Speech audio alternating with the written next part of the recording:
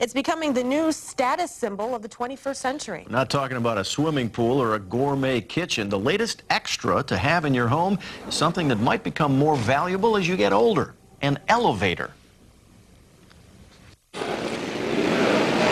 You expect to see them in the lobbies of fancy hotels where they might have shiny gold doors and ornate trim. An elevator is a necessity here, but a lot more people are deciding to put elevators in their homes. It's really become kind of the hot tub of the new millennium. The Waupaca Elevator Company right here in Wisconsin is one of a handful of residential elevator manufacturers featured in a recent Wall Street Journal article. They do everything right here in the plant: the metalwork, the woodwork, the electronics. They even wrap up the finished product in a shipping crate. Their biggest problem is keeping up with the booming demand, nearly 30% growth in each of the last few years.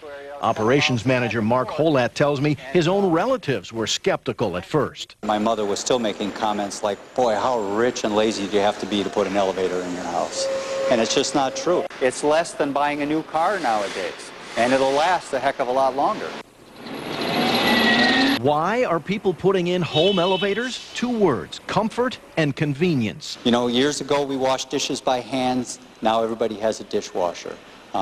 Elevators are the same way. You know, people don't want to climb stairs anymore. It's not convenient. Sometimes it's not even safe. Home elevators used to be not much more than plywood boxes. Now you can get custom cabs made with woods like oak, cherry, hickory, or mahogany. This is a combination of bird's eye maple and walnut. They can be fashionable, but Holat says they're also practical, a smart way to add resale value, especially for baby boomers. So now I'm in my mid-40s, and I'm building a new home. And I'm thinking, you know, this is my last house. I plan on spending the rest of my life in my house, but I'm already thinking that when I'm in my mid-60s or my 70s or my 80s, those stairs might be a problem. So I'm going to put an elevator in right away. It's possible to add an elevator to an existing home in a remodeling job, but most are planned and installed as part of new home construction. I told my husband I thought we should put in an elevator, and he said, "Reinhardt," that's my maiden name, "are you out of your mind? Do you have any idea how much an elevator costs?" Christy Malone of Heartland convinced her husband that a home elevator was a good investment. We wanted to stay in our house, and then the fringe benefit is how much our families have benefited by it.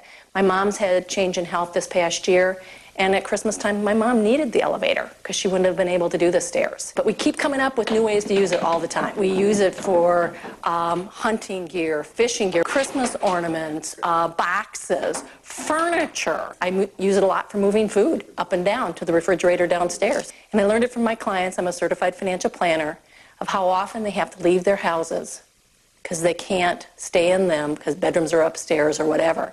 Looks like the home elevator business could be headed for a lot more ups than downs.